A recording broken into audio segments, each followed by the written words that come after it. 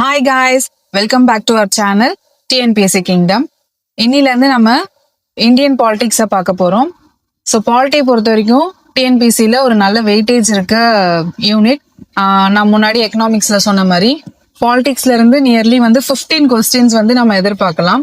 So இது நல்ல weightage இருக்கு. பிளஸ் இதுல நிறைய important facts, dates, leaders names இதெல்லாம் இருக்கிறதுனால நம்ம இப்பத்துல இருந்தே படிக்க ஆரம்பிச்சோம்னா கண்டிப்பா உங்களுக்கு கடைசியா ரிவிஷன் டைம்ல ஒரு ஹெக்டிக் மொமெண்ட்ல ப்ரெஷரா இருக்காது. ஸோ வீடியோவை ஃபுல்லா ஸ்கிப் பண்ணாம பாருங்க. வாங்க வீடியோக்குள்ள போலாம். இன்னைக்கு நம்ம இந்த வீடியோல இந்தியன் கான்ஸ்டிடியூஷன் பத்தி பார்க்க போறோம். The Constitution is a fundamental law of a country which reflects the fundamental principles on which the government of that country is based. அதாவது ஒரு கான்ஸ்டிடியூஷன்ன்றது அரசியலமைப்பு சட்டம்ன்றது ஒரு ஃபண்டமெண்டல் லா அந்த நாட்டுக்கு வகுத்து, அதாவது அடிப்படை சட்டத்திட்டங்களை வகுத்து அந்த நாட்டு மக்களை வழி நடத்துறதுக்கு போடப்படுற அரசியலமைப்பு சட்டம் அப்படின்னு சொல்றாங்க. அதாவது ஒரு நாட்டோட வண்டி மாதிரி அப்படின்னு சொல்றாங்க. It is the vehicle of the nation's progress. அந்த நாட்டை வழி நடத்தி கொண்டு போகக்கூடிய அமைப்பு தான் கான்ஸ்டிடியூஷன் சொல்றாங்க. Next, the concept of constitution was first originated in USA.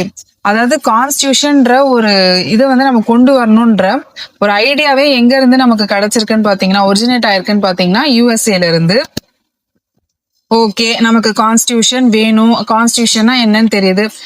ஏன் கான்ஸ்டிடியூஷன் வேணும் அப்படின்னு பாத்தீங்கன்னா, அந்த நாட்டு மக்களை நம்ம நல்ல முறையில வழி நடத்தி கொண்டு போகணும். பிளஸ் அந்த நாட்டை ஆள்றாங்க இல்லையா தலைவர்கள், அவங்க அந்த நாட்டு மக்களை எப்படி வழி நடத்தணும்ன்றதையும் நம்ம ஒரு சட்டத்திட்டமா வகுத்து வச்சாதான் நல்லா இருக்கும் அப்படின்றத யோசிச்சுதான் நமக்கு கான்ஸ்டிடியூஷன் வேணும் அப்படின்னு சொல்றாங்க. அதுவும் இல்லாம கான்ஸ்டிடியூஷன் இருந்தா நம்ம சமுதாயம் ஒரு நல்ல சமுதாயமா இருக்கும் அப்படின்னு சொல்லிட்டு தான் நமக்கு அரசியலமைப்பு சட்டம் வேணும் அப்படின்றாங்க. ஓகே, அரசியலமைப்பு சட்டம் வேணும். இது டக்குன்னு உருவாக்கிட்டாங்களா அப்படின்னு கேட்டாங்கன்னா கிடையாது.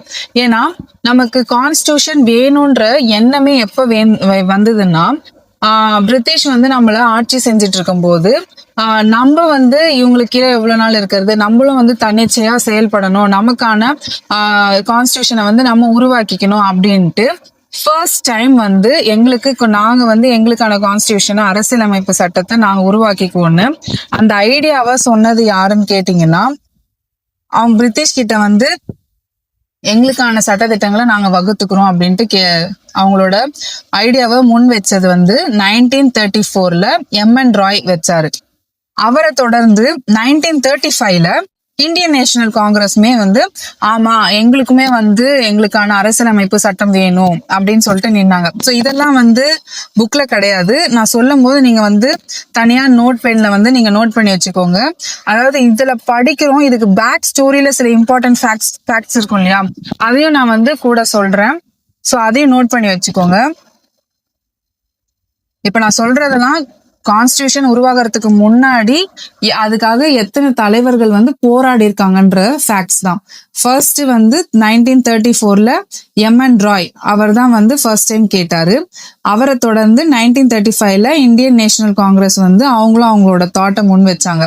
யார்கிட்ட முன் வச்சாங்க அப்படின்னு பாத்தீங்கன்னா, அப்ப இந்த இயர்ஸ்லயே உங்களுக்கு தெரிஞ்சிருக்கும். 1934, 1935 இதுலயே தெரிஞ்சிரும் நம்ம அப்ப இண்டிபெண்டன்ஸ் வாங்கல.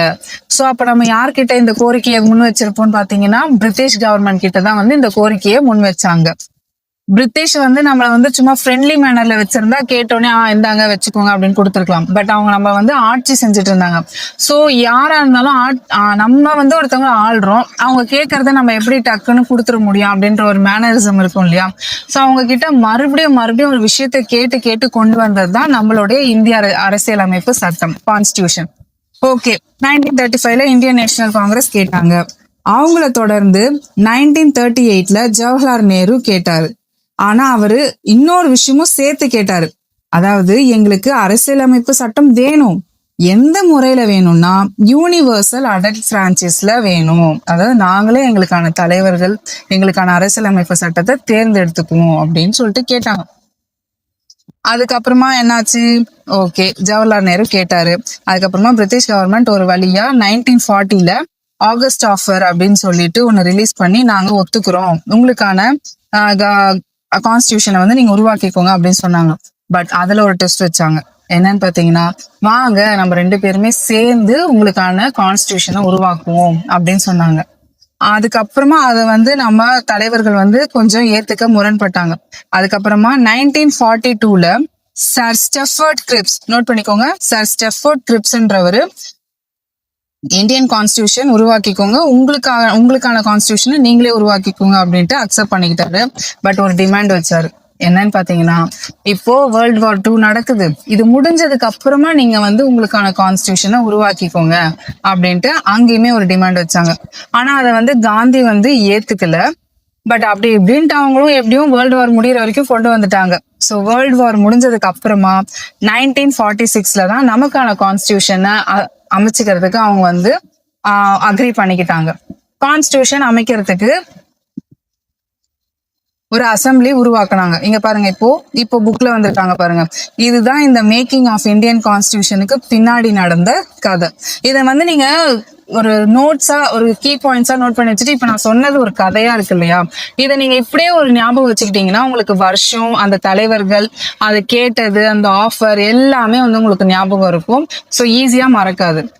இப்ப பாருங்க, the Constitution of India was framed by a constituent assembly set up under the cabinet mission plan 1946. அதாவது கான்ஸ்டியூஷன் வேணும், அரசியலமைப்பு சட்டம் வேணும், அதை உருவாக்கணும் இல்லையா. இப்போ அதை உருவாக்கணும்னா அது உருவாக்குறதுக்குன்னு ஒரு தலைவர்கள் வேணும், அசம்பிளி வேணும், அதுக்கு ஒரு கூட்டம் வேணும் இல்லையா. ஸோ அந்த கான்ஸ்டியூஷன் அசம்பிளியை உருவாக்குறதுக்கு பிளான் பண்ணி கொடுத்தது பிளான் பண்ணி கொடுத்தது கேபினெட் மிஷன் பிளான் மூலயமா. அதாவது கான்ஸ்டியூஷன் அசம்பிளி உருவாக்குறதுக்கே கேபினெட் மிஷன் பிளான் வந்து இருந்தது அப்படின்னு சொல்றாங்க. கேபினெட் மிஷனோட பிளான் வந்து எந்த இயர்ல வந்ததுன்னா 1946 நவம்பர். அந்த கேபினெட் மிஷன்ல இருந்த மெம்பர்ஸோட நேம் இங்க கொடுக்கல, நான் சொல்றேன், நோட் பண்ணிக்கோங்க. Hrithik Lawrence, sir ஸ்டெஃபர்ட் grips, AV Alexander, இவங்க 3 பேர் தான் கேபினெட் மிஷனோட மெம்பர்ஸ். ஓகே, அவங்க கேபினெட் மிஷன் மூலயமா கான்ஸ்டியூஷன் அசம்பிளியை அக்செப்ட் பண்ணிக்கிட்டாங்க. இப்போ நெக்ஸ்ட் என்ன, அந்த அசம்பிளியில மெம்பர்ஸ் இருக்கணும் இல்லையா. கேபினெட் மிஷன்ல 3 பேர் இருந்து நீங்க கான்ஸ்டியூஷன் அசம்பிளியை உருவாக்கிக்கோங்க, இப்படி உருவாக்கிக்கோங்கன்னு ஒரு பிளான் போட்டு கொடுத்துட்டாங்க. நெக்ஸ்ட் இப்போ அந்த அசம்பிளியில எத்தனை பேர் இருக்காங்க அப்படின்ட்டு பார்க்கணும். இங்க பாருங்க, the assembly consisted of 389 members representing provisions 292, states 93, the chief commissioners province 3 and Baluchistan 1. The Baluchistanன்றது Pakistan நாடை சேர்ந்தது. The assembly held its first meeting on December 9, 1946. இப்போ நம்ம சொன்னேன் இல்லையா அந்த மெம்பர்ஸ், அவங்களோட கவுண்டிங்ஸ், இதுக்கு பின்னாடி ஒரு சின்ன ஸ்டோரி இருக்கு, நான் சொல்றேன், நோட் பண்ணி வச்சுக்கோங்க. இந்த அசம்பிளி டைம்ல இந்தியாவில் வந்து பாத்தீங்கன்னா 11 பிரிட்டிஷ் இந்தியன் ஸ்டேட்ஸ் இருந்தது. ஸோ அந்த 11 பிரிட்டிஷ் இந்தியன் ஸ்டேட்ஸ்ல இருந்து 292 மெம்பர்ஸ் வந்து எலெக்ட் பண்ணி அவங்க வந்து இந்த அசம்பிளிக்கு அனுப்புனாங்க. அப்புறம் வந்து 565 மன்னர்கள் ஆண்ட ஸ்டேட்ஸ் இருந்தது, 565 ஸ்டேட்ஸ் இருந்தது. அதுல இருந்து என்ன பண்ணாங்கன்னா 93 மெம்பர்ஸை வந்து நாமினேட் பண்ணி அனுப்புனாங்க. இது ரெண்டுத்துலயும் வந்து வித்தியாசம் இருக்கு. என்னன்னு பாத்தீங்கன்னா எலெக்டட், நாமினேட்டட். 11 பிரிட்டிஷ் இந்தியன் ஸ்டேட்ல இருந்து 292 மெம்பர்ஸ் எலெக்டட், பார்ட்லி எலெக்டட். அப்புறம் 565 அதாவது மன்னர்கள் ஆண்ட ஸ்டேட்ஸ்ல இருந்து, இங்க இருக்கு பாருங்க, 1 செகண்ட், சாரி, அந்த ஸ்டேட்ஸ்க்கு வந்து நேம் எதுவும் மென்ஷன் பண்ணல. 565 ஸ்டேட்ஸ்ல இருந்து, மன்னர்கள் ஆண்ட ஸ்டேட்ஸ்ல இருந்து 93 மெம்பர்ஸ் வந்து பார்ட்லி நாமினேட்டட், அவங்களால வந்து நியமிச்சு அந்த அசம்பிளிக்கு அனுப்பப்பட்டாங்க. அப்புறம் பேலன்ஸ் 4 மெம்பர்ஸ் வந்து சீஃப் கமிஷனர்ஸ் ப்ரொவினன்ஸ்ல இருந்து போனாங்க. அந்த 4 சீஃப் கமிஷனர் ப்ரொவினன்ஸ் என்னன்னு பாத்தீங்கன்னா, நோட் பண்ணிக்கோங்க, டெல்லி, கூர்க், அஜ்மர், பலுச்சிஸ்தான். அஜ்மர் வந்து கர்நாடகா ஸ்டேட்ல இருக்கு, பலுச்சிஸ்தான் வந்து பாகிஸ்தான்ல இருக்கு. ஸோ இவ்வளோ பேரை வந்து இது பண்ணி அந்த அசம்பிளிக்கு சூஸ் பண்ணி அந்த அசம்பிளிக்கு அனுப்பி வச்சாங்க. ஸோ இந்த அசம்பிளி வந்து ஃபர்ஸ்ட் எப்போ நடந்ததுன்னு பார்த்தீங்கன்னா December 9, 1946 வந்து நடந்தது. இப்போ ஒரு அசம்பிளின்னு பொறுத்து பாத்தீங்கன்னா ஒரு விஷயத்த வந்து நாங்க வலுக்கட்டாயமா எங்களுக்காக பிரிட்டிஷ் கிட்ட இருந்து கேட்டு உருவாக்கி கொடுத்த முக்கிய தலைவர்கள் எல்லாமே அந்த அசம்பிளில ஒரு பங்காளரா இருந்தாங்க. பட் மோஸ்ட் இம்பார்ட்டன்ட் லீடர்ஸ் 2 பேர் வந்து அந்த அசம்பிளில கலந்துக்காதவங்க யாருன்னு பாத்தீங்கன்னா மகாத்மா காந்தி, அப்புறம் முஸ்லிம் லீகோட லீடர் ஜின்னா. இவங்க 2 பேர் வந்து அந்த அசம்பிளில கிடையாது. நோட் பண்ணிக்கோங்க, கேட்கலாம் குரூப் எக்ஸாம்ல. ரெண்டு லீடர்ஸ் வந்து ஃபர்ஸ்ட் அசம்பிளி, அதான் கான்ஸ்டியூஷன் அசம்பிளில கலந்துக்கல, யாருன்னு கேட்கலாம். ஸோ 2 லீடர்ஸ் யாருன்னு பாத்தீங்கன்னா காந்தி, அதுக்கப்புறமா வந்து ஜின்னான்றவர் வந்து முஸ்லிம் லீகோட லீடரா இருந்தாரு. Next, the first meeting held on December 9, 1946. Meeting கூடியாச்சு. ஃபர்ஸ்ட் மீட்டிங்கும் டிசம்பர் 9 வந்து ஹெல்ட் ஆயிடுச்சு. இப்போ ஒரு கூட்டம்னு இருந்தா அதுக்கு ஒரு தலைவர் வேணும் இல்லையா? ஸோ அந்த கான்ஸ்டியூஷன் அசம்பிளிக்கான லீடரா அப்போ வந்து யாரை வந்து நியமிச்சாங்கன்னு பாத்தீங்கன்னா டாக்டர் சச்சினானந்தா சின்ஹா. இவர் வந்து அந்த அசம்பிளியோட ஓல்டஸ்ட் மெம்பர். இப்போ இந்த எந்த ஒரு லீடருமே வந்து நம்ம வந்து எலெக்ஷன் மூலியமா தான் வந்து நம்ம வந்து தேர்வு பண்ணுவோம். இப்போ அந்த கூட்டம் கூடின உடனே வந்து இப்போ ஒரு லீடர் தேவைன்னு அந்த கூட்டத்தோடைய மூத்த மகனான சச்சினானந்தா சின்ஹாவை வந்து தேர்ந்தெடுத்தாங்க. இந்த மாதிரி ஓல்டஸ்ட் மெம்பரை வந்து லீடரா எலெக்ட் பண்ற மெத்தட் வந்து அமெரிக்கால இருந்து கொண்டு வரப்பட்டது. அவங்கள ஃபாலோ பண்ணி தான் இவங்க வந்து அந்த லீடர்ஸை எலெக்ட் பண்ணாங்க. அப்புறம் அந்த சச்சினானந்தா சின்ஹா வந்து இறந்ததுக்கு அப்புறம் இப்போ இந்த கான்ஸ்டியூஷன் அசம்பிளிக்கு பிரசிடென்ட்டை வந்து எலெக்ட் பண்றாங்க. டாக்டர் ராஜேந்திர பிரசாத் வந்து கான்ஸ்டியூஷன் அசம்பிளியோட பிரசிடென்ட்டா ஆனாரு. அதே நாள்ல வந்து HC முகர்ஜி, VT கிருஷ்ணமாச்சாரி வந்து வைஸ் பிரசிடென்ட்டா எலெக்ட் ஆனாங்க. இவங்கெல்லாம் வந்து பிரசிடென்ட் அண்ட் வைஸ் பிரசிடென்ட்டா எந்த நாள்ல வந்து நியமிக்கப்பட்டாங்கன்னா, இதுல வந்து டேட் கொடுக்கல, நான் டேட் சொல்றேன், நோட் பண்ணிக்கோங்க. December 11, 1946ல president and vice president of constituent assembly வந்து எலெக்ட் ஆனாங்க. பிரசிடென்ட் வந்து doctor Rajendra Prasad, vice president வந்து 2 பேர் இருந்தாங்க, HC Mukherjee and VT Krishnamachari. இந்த கான்ஸ்டியூஷன் அசம்பிளி ஹெல்ட் ஆனதுக்கு அப்புறமா வந்து 11 செஷன்ஸ் வந்து நடந்தது. அந்த 11 செஷன்ஸ் வந்து 166 டேஸ் ஆஃப் மீட்டிங்ஸ் வந்து கொண்டது. அதாவது இதெல்லாம் எதுக்குன்னு பாத்தீங்கன்னா, கான்ஸ்டியூஷன் வேணும், அதை வந்து நம்ம மக்களுக்கு எந்த முறையில கொடுக்குறோம், எப்படி கொடுக்கணும்ன்றத கலந்து ஆலோசிச்சு பேசுறதுக்கு தான் வந்து இத்தனை மீட்டிங்ஸ். எத்தனை நாள் நடந்ததுன்னு பாத்தீங்கன்னா 11 செஷன்ஸ், 166 டேஸ் ஆஃப் மீட்டிங்ஸ் வந்து நடந்தது. ஸோ இந்த டிஸ்கஷன்ல வந்து 2473 அமெண்ட்மெண்ட்ஸ் வந்து கொண்டு வந்தாங்க. அதுல எல்லா அமெண்ட்மெண்ட்ஸும் வந்து ஏத்துக்கப்படல, சிலது வந்து ஏத்துக்கப்பட்டது, சிலது வந்து ரிஜெக்ட் ஆயிடுச்சு. இந்த அசம்பிளில வந்து சில கமிட்டிஸை வந்து போட்டு சில சட்டத்திட்டங்களை வந்து வகுத்தாங்க. கமிட்டிஸ் பாத்தீங்கன்னா 2 கமிட்டிஸா இருந்தது, மேஜர் அதுக்கப்புறம் மைனர் கமிட்டிஸ். ஸோ இந்த மேஜர் அண்ட் மைனர் கமிட்டிஸ்ல நம்மளோட கான்ஸ்டியூஷனை வந்து எப்படி வடிவமைக்கலாம் அப்படின்றத வந்து ப்ரிப்பேர் பண்ணாங்க. ஸோ இங்க பாருங்க, the assembly work through various committees and the draft of the constitution was prepared by the drafting committee under the chairmanship of Dr. B.R. Ambedkar. So நம்ம கான்ஸ்டியூஷன் எப்படி வேணும்ன்றத ஒரு டிராஃப்டிங் கமிட்டி வச்சு அவங்க வந்து நிர்ணயிச்சாங்க. அந்த கமிட்டியோட சேர்மனா யார் இருந்தாருன்னா டாக்டர் B.R. அம்பேத்கர் இருந்தாரு. ஸோ இந்த கமிட்டி வந்து 2ன்னு சொன்னேன், மேஜர் கமிட்டி, மைனர் கமிட்டி. இந்த கமிட்டிஸ்ல யார் யாரு என்னென்ன பொசிஷன்ல இருந்தாங்க, யார் யார் எந்தெந்த சட்டத்திட்டங்களை வகுத்தாங்க அப்படின்றத நான் வந்து இன்னொரு வீடியோவா போடுறேன் தனியா.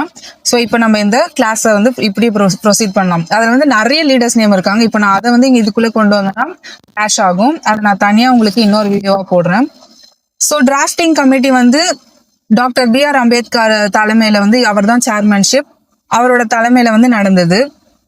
அது மட்டும் இல்லாம நம்மளோட டாக்டர் B.R. அம்பேத்கர் தான் வந்து நம்ம அரசியலமைப்பு சட்டம், இந்திய அரசியலமைப்பு சட்டத்தோட ஃபாதர் அப்படின்னு சொல்றாங்க. நெக்ஸ்ட்,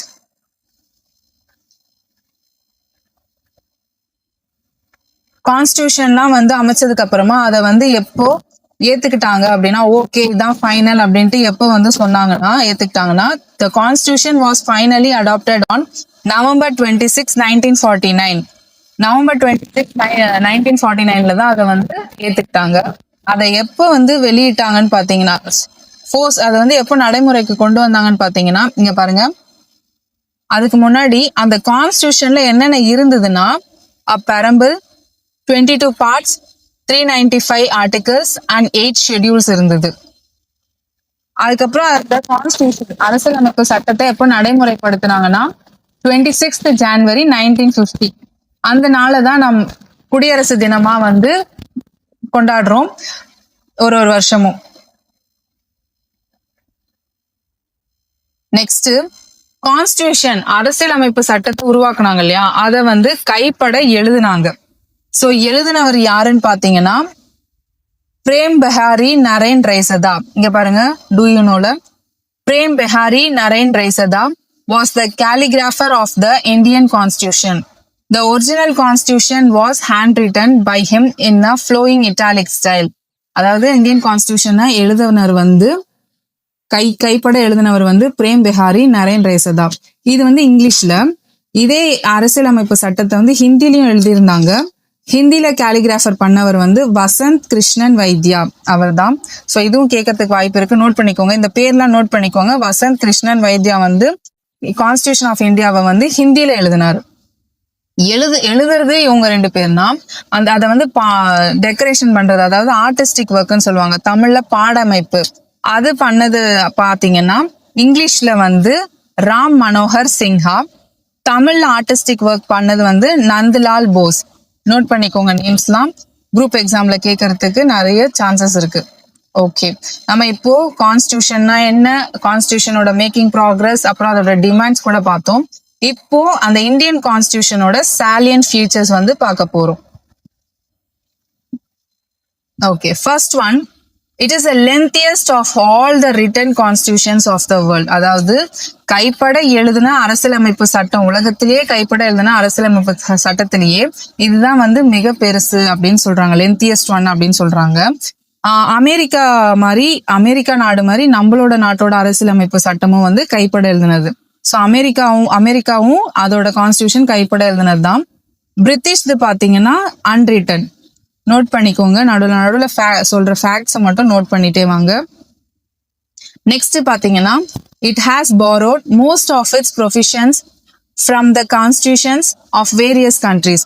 அதாவது அரசியலமைப்பு சட்டத்தை உருவாக்கணும்ட்டு ஒரு கூட்டம் கூடினாங்க இல்லையா, கான்ஸ்டியூஷன் அசம்பிளி, அவங்க வந்து ஒரே இடத்துல மட்டும் இருந்து இது எது பண்ணுவோம், இந்த ரூல்ஸ் மட்டும் போடுவோம் அப்படின்னு சொல்லி சும்மா தோன்றதை எழுதல. ஒரு நாட்டுக்கும் போய் என்ன அந்தந்த நாட்டுல இருக்க சட்டத்திட்டங்களை ஆலோசிச்சுட்டு, இது நம்ம நாட்டுக்கு சரி வருமா, இதை நம்ம போடலாமா, இது நம்ம மக்களுக்கு நல்லா இருக்குமா அப்படின்ட்டு ஆலோசிச்சுட்டு எழுதுனது தான் நம்ம இந்திய அரசியலமைப்பு சட்டம், இந்தியன் கான்ஸ்டியூஷன். சோ அதனாலே என்ன சொல்லுவாங்கன்னா, டாக்டர் B.R. அம்பேத்கர் வந்து இந்த நம்ம கான்ஸ்டியூஷன் ஆஃப் அசம்பிளியை வந்து ransaking of all the known constitutions அப்படின்னு சொல்லுவாங்க. அதுலயும் வந்து இந்த கான்ஸ்டியூஷன் வந்து நிறைய கண்ட்ரீஸ்ல இருந்து போய் எடுத்துட்டு வந்தாங்க இல்லையா, அதுல முக்கிய பங்கா வந்து நம்ம government of India act of 1935, அந்த பிரிட்டிஷ் போட்ட ரூல் இருக்கு இல்லையா, அதுல இருந்தும் வந்து நிறைய ரூல்ஸ் அண்ட் ரெகுலேஷன்ஸ், ஆக்ட்ஸ் எல்லாம் வந்து எடுத்திருக்காங்க. It is partly rigid and partly flexible.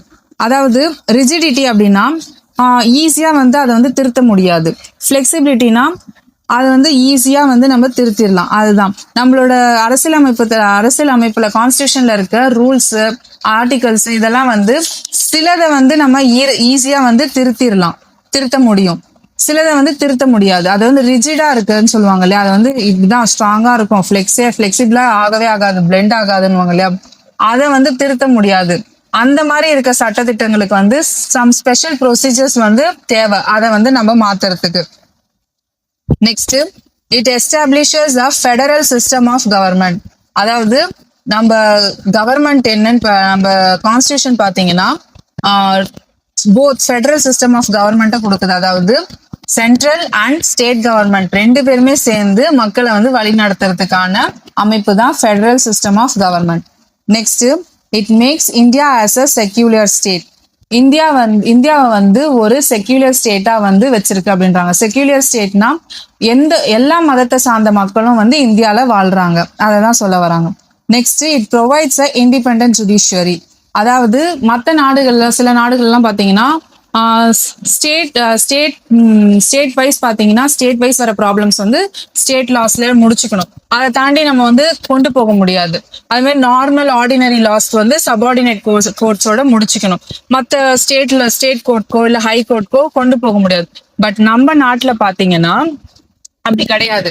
நான் இப்ப வந்து எனக்கு ஒரு பிரச்சனை அப்படின்ட்டு சபார்டினேட் கோர்ட் போறேன். அங்க எனக்கு வந்து ஒரு சொல்யூஷன் கிடைக்கல அப்படின்னா நான் மேல டிஸ்ட்ரிக்ட் கோர்ட் போகலாம். இல்ல அங்கேயுமே எனக்கு வந்து ஓகேவா இல்ல அப்படின்னா நான் வந்து ஹை கோர்ட் போகலாம். அங்கேயும் எனக்கு ஓகேவா இல்லைன்னா சுப்ரீம் கோர்ட் வரைக்கும் கூட என்னால போக முடியும் நம்ம நாட்டுல. பட் சில கண்ட்ரீஸ்ல வந்து இந்த ஃபெசிலிட்டிஸ் இல்ல. ஸோ அதனாலதான் நம்ம இந்தியன் கான்ஸ்டியூஷனை வந்து இண்டிபெண்டன்ட் ஜுடிஷியரி அப்படின்னு சொல்றாங்க. It introduces universal adult franchise and accords the right to vote to all citizens above 18 years of age without any discrimination. அதாவது இந்திய அரசியலமைப்பு சட்டம் வந்து பாத்தீங்கன்னா குடியுரிமை பெற்றது. அதாவது இந்தியாவில் வாழ்ற ஒரு சிட்டிசனும் வந்து அவங்களுக்கு 18 வயசு பூர்த்தி ஆயிடுச்சுன்னா அவங்க வந்து அவங்களுக்கான தலைவர்களை அவங்களே ஓட் பண்ணி தேர்ந்தெடுத்துக்கலாம் அப்படின்னு சொல்றாங்க. ஸோ இதெல்லாம் தான் வந்து salient features of Indian Constitution. So இப்போ நம்ம நெக்ஸ்ட் பார்க்க போற டாபிக் பிரியாம்பிள். பிரியாம்பிள்னா என்னன்னு பாத்தீங்கன்னா இப்போ ஒரு கட்டுரை எழுதுறோம்னா அதுக்கு முன்னுரை எழுதும் இல்லையா? அதாவது அந்த கட்டுரை வந்து எதை பத்தினது, அதுல என்னென்னலாம் இருக்குன்றது, அதே தான் பிரியாம்பிள் நம்ம கான்ஸ்டியூஷனுக்கு. இங்க பாருங்க, the term preamble refers to the introduction or preface to the constitution. அதாவது நம்ம கான்ஸ்டியூஷனுக்கான இன்ட்ரடக்ஷனா இல்ல ப்ரிஃபேஸ் முன்னுரை மாதிரி இருக்கிறது தான் பிரியாம்பிள்ன்றாங்க. It consists of the ideals, objectives and basic principles of the constitution. நம்ம அரசியலமைப்பு சட்டத்தை பத்தின அப்ஜெக்டிவ்ஸ், அதோட பேசிக் தன்மைகள் இதெல்லாம் பத்தி கொண்டதுதான் வந்து என்னன்னு பாத்தீங்கன்னா பிரியாம்பிள் அப்படின்னு சொல்றாங்க. It has great value and has been described as the key to the constitution. நம்மளோட அரசியலமைப்பு சட்டத்துக்கு அது ஒரு கீ, அதாவது அது ஒரு வழி அப்படின்னு சொல்றாங்க. நெக்ஸ்ட்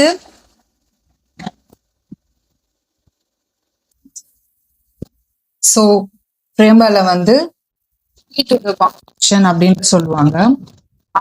பிரியாம்பிள வந்து N.A. பால்கிவாலா அப்படின்றவர் வந்து கான்ஸ்டியூஷனோட ஐடி கார்டு அப்படின்னு சொல்லுவார். நோட் பண்ணிக்கோங்க, N.K. பால்கிவாலா கான்ஸ்டியூஷனை வந்து identity card of the preamble வந்து identity card of the constitution அப்படின்னு சொல்லிட்டு சொல்லுவார். Next, the preamble to the Indian Constitution is based on the objective resolution drafted by Jawaharlal Nehru, which was adopted by the Constituent Assembly on January 22, 1947. அதாவது objective ரெசல்யூஷன்னா என்னன்னா குறிக்கோள் தீர்மானம். நம்ம எப்படிப்பட்ட ஒரு கான்ஸ்டியூஷனை வந்து கொடுக்க போறோம் மக்களுக்கு அப்படின்றத, பிரியம்பிள் இதெல்லாம் வந்து என்ன குறிக்கோள் அப்படின்றத தீர்மானம் பண்றதுதான் வந்து அப்ஜெக்டிவ் ரெசல்யூஷன். இந்த கான்செப்டை first time Jawaharlal Nehru December 13, 1946 வந்து கொண்டு வந்தாரு. அதை வந்து எப்போ வந்து கான்ஸ்டியூண்ட் அசம்பிளில வந்து அடாப்ட் பண்ணாங்கன்னா January 22, 1947 வந்து அடாப்ட் பண்ணாங்க. பிரியம்பிளை வந்து அடாப்ட் பண்ணதுல இருந்து நடைமுறைப்படுத்தப்பட்டதுல இருந்து அதுல எந்த ஒரு மாற்றமும் இல்லாம தான் இருந்தது. இது வரைக்கும் ஒரே ஒரு டைம் தான் அதுல வந்து அமெண்ட்மெண்ட் ஆக்ட் எடுத்திருக்காங்க. அதுவும் எப்பன்னு பாத்தீங்கன்னா 42nd constitutional amendment act of 1976 தான். அதுல சேஞ்சஸ் கொண்டு வந்திருக்காங்கன்னு பாத்தீங்கன்னா, it has been amended once by the 42nd Constitutional Amendment Act of 1976, which added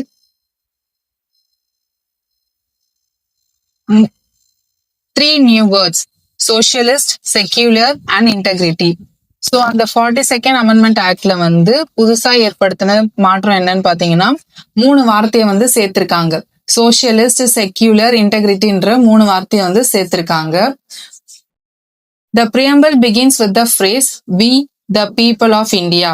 so அந்த பிரியம்பிள் ஆரம்பிக்கும் போதே ஒரு ஃப்ரேஸோட ஆரம்பிக்குது. என்னன்னு பாத்தீங்கன்னா "We the people of India." So இதுல இருந்தே நமக்கு தெரிய வருது அரசியலமைப்பு சட்டத்துக்கு ஒரு சோர்ஸா வந்து இந்தியன் பீப்புள் வந்து இருக்காங்க. Next, the preamble of our constitution state that India is a sovereign, socialist, secular, democratic republic. So இந்திய நாடுன்றது ஒரு சோவரின் அதாவது ஒரு தனிச்சையான நாடு, சோசியலிஸ்ட் சமத்துவம் இருக்க நாடு, செக்யூலர்னா எந்த ஒரு மதமும் மத சார்ந்த நாடா இல்லாம எல்லா மதமும் சார்ந்த நாடா இருக்கு அப்படின்றாங்க. டெமோக்ராட்டிக்னா மக்களாட்சி கொண்ட நாடு, ரிபப்ளிக்னா இந்த நாட்டுல வந்து எலெக்டட் கவர்மெண்ட், எலெக்டட் லீடர், அந்த நாட்டு மக்களால எலெக்ட் பண்ற கவர்மெண்ட்டும் லீடரும் இருக்காங்க அப்படின்ட்டு சொல்றாங்க. It's aim is to secure to all Indian citizens social, economic and political justice.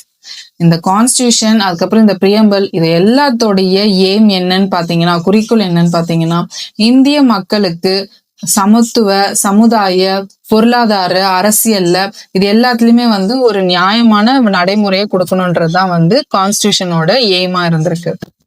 Next, liberty, equality and fraternity were the important slogans during the French Revolution in 1789.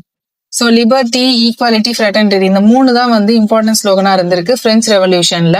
French Revolution 1789ல. They are given importance in the preamble of our constitution. So French revolution தான் வந்து preamble of கான்ஸ்டியூஷனுக்கு ஒரு importance கொடுத்ததுன்னு சொல்றாங்க. அதாவது எப்படின்னா, இந்த liberty, equality, ஃப்ராட்டர்னிட்டின்ற வார்த்தையுமே வந்து அதாவது லிபர்ட்டி, ஈக்வாலிட்டி, ஃப்ராட்டர்னிட்டின்ற வார்த்தையுமே வந்து நம்ம பெரம்பல்ல ஒரு முக்கியமான பங்கா இருக்கு அப்படின்ட்டு சொல்றோம். ஓகே, இதோட இந்த பிரியம்பலோட கான்செப்டும் முடியுது. நெக்ஸ்ட் நம்ம பார்க்க போற கான்செப்ட் என்னன்னு பாத்தீங்கன்னா citizenship. The word citizen is derived from the Latin term civis. It means resident of a city state. இந்த சிட்டிசன் என்ற வார்த்தை வந்து லாட்டின்ல இருந்து வந்திருக்கு. அதுக்கான டேர்ம் வந்து என்னன்னு பாத்தீங்கன்னா சிவிஸ். அதுக்கான மீனிங் என்னன்னு பாத்தீங்கன்னா resident of a city state, அந்த மாநிலத்தை சார்ந்த மக்கள் அப்படின்றது அதோட அர்த்தம். The Constitution of India provides for a single and uniform citizenship for a whole of India. அதாவது நம்ம இந்திய அரசியலமைப்பு சட்டம் வந்து இந்திய குடிமக்களுக்கு வந்து சிங்கிள் சிட்டிசன்ஷிப் வந்து வழங்கியிருக்கு அப்படின்ட்டு சொல்லலாம். சோ இப்ப உங்களுக்கு ஒரு டவுட் வரலாம், அது என்ன சிங்கிள் சிட்டிசன்ஷிப் அப்படின்னா, சில நாடுகள்ல வந்து டபுள் சிட்டிசன்ஷிப்ன்ற கான்செப்டும் இருக்கு. அதாவது டபுள் சிட்டிசன்ஷிப் என்னன்னா, இப்ப நம்ம வந்து இந்தியால வாழ்றோம், நம்ம இந்தியால இந்திய குடிமக்கள்ன்ற சிட்டிசன்ஷிப் இருந்ததுன்னா, இப்ப நான் வந்து தமிழ்நாட்டுல இருந்து கேரளா இல்ல கர்நாடகா இல்லைன்னா ஆந்திரா இந்த மாதிரி வேற வேற ஸ்டேட்ஸ்க்கு எல்லாம் போகும்போது எனக்கு அந்த ஸ்டேட்ஸுக்கான சிட்டிசன்ஷிப் வாங்கணுன்ற அவசியம் கிடையாது. பட் சில கண்ட்ரீஸ்ல எப்படின்னா, அவங்க கண்ட்ரிக்கான சிட்டிசன்ஷிப்பும் வாங்கணும். அந்த கண்ட்ரில ஒரு ஃபார் எக்ஸாம்பிள் 50 ஸ்டேட்ஸ் 60 ஸ்டேட்ஸ் இருக்குன்னா அவங்க அந்த ஸ்டேட்ஸ்க்கான சிட்டிசன்ஷிப்பும் வாங்கணும். ஃபார் எக்ஸாம்பிள் அமெரிக்கால வந்து டபுள் சிட்டிசன்ஷிப் மெத்தட் தான் ஃபாலோ பண்றாங்க.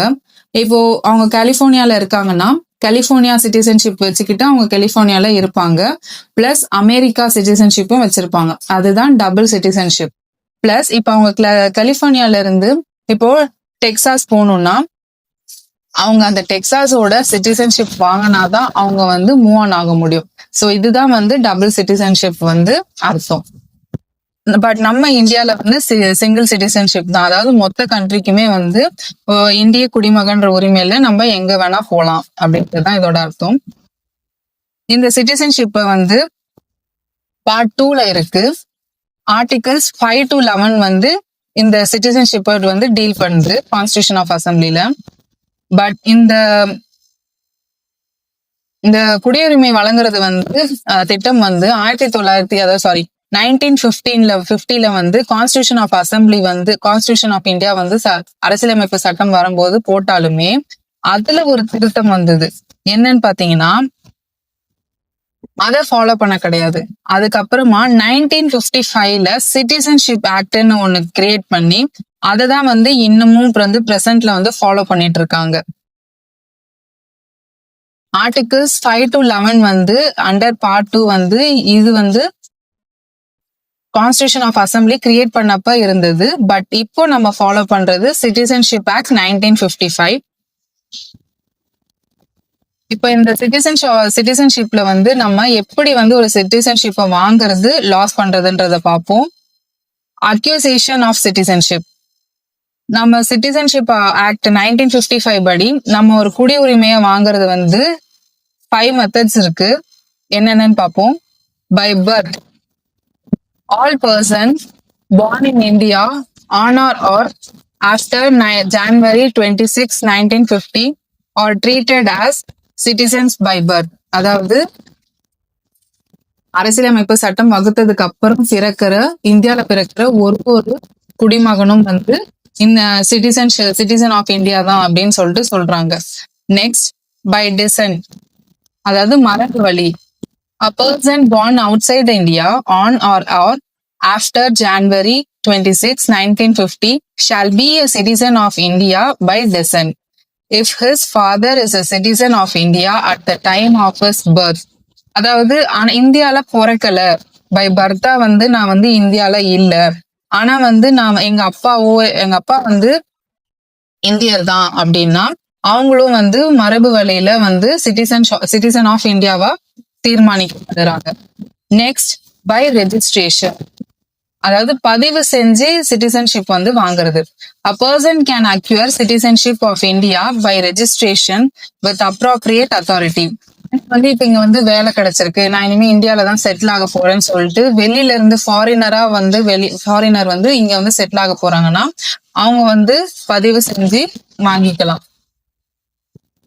நெக்ஸ்ட், சாரி அது இப்ப நான் சொன்னது வந்து நேச்சுரலைசேஷன் கான்செப்ட். பை ரெஜிஸ்ட்ரேஷன்னா நான் வந்து இந்தியாவில தான் பிறந்தேன், பட் ரொம்ப நாளா வந்து நான் இந்தியால கிடையாது, வெளிநாட்டுல இருந்தேன். இப்ப நான் திரும்பியும் வந்து இந்தியால வந்து செட்டில் ஆக போறேன் அப்படின்னா நம்ம வந்து ரெஜிஸ்டர் பண்ணி நமக்கான சிட்டிசன்ஷிப்பை வாங்கிக்கலாம். அதுதான் வந்து registration. By registration, a person can acquire citizenship of India by registration with appropriate authority. நான் இங்க தான் பிறந்தேன், ரொம்ப நாளா இங்க இல்ல, மறுபடியும் இங்க வந்து செட்டில் ஆக போறேன்னு சொல்லிட்டு பதிவு செய்து ஒரு குடியுரிமையை பெறுவது வந்து ரெஜிஸ்ட்ரேஷன் மூலியமா வாங்கிக்கலாம். By naturalization, நான் முன்ன சொன்ன மாதிரி a foreigners can acquire Indian citizenship on application for naturalization to the government of India. Yes, foreigners வந்து வெளிநாட்டுல இருந்து வரவங்க எனக்கு இங்க வந்து இனிமே செட்டில் ஆகணும், இந்தியால தான் நான் செட்டில் ஆக போறேன்னு சொல்லிட்டு குடியுரிமையை வந்து அப்ளை பண்ணி வாங்கிக்கலாம். Next, by incorporation of territory. In the event of a certain territory being added to the territory of India, the government of India shall specify the persons of the territory who shall be citizen of India. அதாவது India வந்து ஏதாவது ஒரு டெரிட்டரிய வந்து பறிமுதல் பண்ணிட்டாங்க, அதாவது அக்யூர் பண்ணிக்கிட்டாங்கன்னா அந்த டெரிட்டரியை சார்ந்த அந்த ஸ்டேட்டையோ இல்ல அந்த ஊரையோ சார்ந்த மக்களுமே வந்து சிட்டிசன்ஷிப் ஆஃப் இந்தியாவுக்கு வந்துருவாங்க. ஃபார் எக்ஸாம்பிள், இப்ப பாண்டிச்சேரி வந்து இப்போ புதுசா ஆட் ஆச்சு இல்லையா, அப்ப அந்த பாண்டிச்சேரி மக்களும் வந்து சிட்டிசன் ஆஃப் இந்தியா அந்த மாதிரி வந்துருவாங்க. நெக்ஸ்ட், இதோட வந்து அக்யூரிங் சிட்டிசன்ஷிப் முடிஞ்சது. 5 ஸ்டெப்ஸ் என்னென்னு பாத்தீங்கன்னா, by birth, by descent, by registration, by naturalisation, by incorporation of territory. So next நம்ம பார்க்க போறது loss of citizenship. Citizenship act of 1955 படி நமக்கு நம்ம குடியுரிமையை இழக்க மூணு செயல் பண்ணோம்னா நம்ம குடியுரிமையை இழந்துடலாம் அப்படின்னு சொல்றாங்க. என்னன்னு பாத்தீங்கன்னா, ரெனன்சியேஷன், டெர்மினேஷன், டிப்ரிவேஷன். ரெனன்சியேஷன்னா என்னன்னா, எனக்கு இந்த இந்திய குடியுரிமை வேணாம் அப்படின்னு சொல்லிட்டு எழுதி கொடுத்துட்டு எனக்கு வேணாம் அப்படின்ட்டு போறது. It can be voluntarily renounced by a citizen. Volunteer எனக்கு வேண்டாம் அப்படின்னு எழுதி கொடுத்துட்டு போறது. Next, it can be terminated if a person acquires the citizenship of some other country. எனக்கு வந்து நான் வேற நாட்டுல வந்து போய் செட்டில் ஆக போறேன், எனக்கு இனிமே வேண்டாம் அப்படின்னு சொல்லிட்டு டெர்மினேட் பண்ணிட்டு போறது. அவங்களே வந்து அந்த இந்திய குடியுரிமையை வந்து முடிவுக்கு கொண்டு வந்துட்டு வேற நாட்டுல போய் அவங்களுடைய வாழ்க்கையை வந்து ஆரம்பிக்கிறது தான் வந்து டெர்மினேஷன்.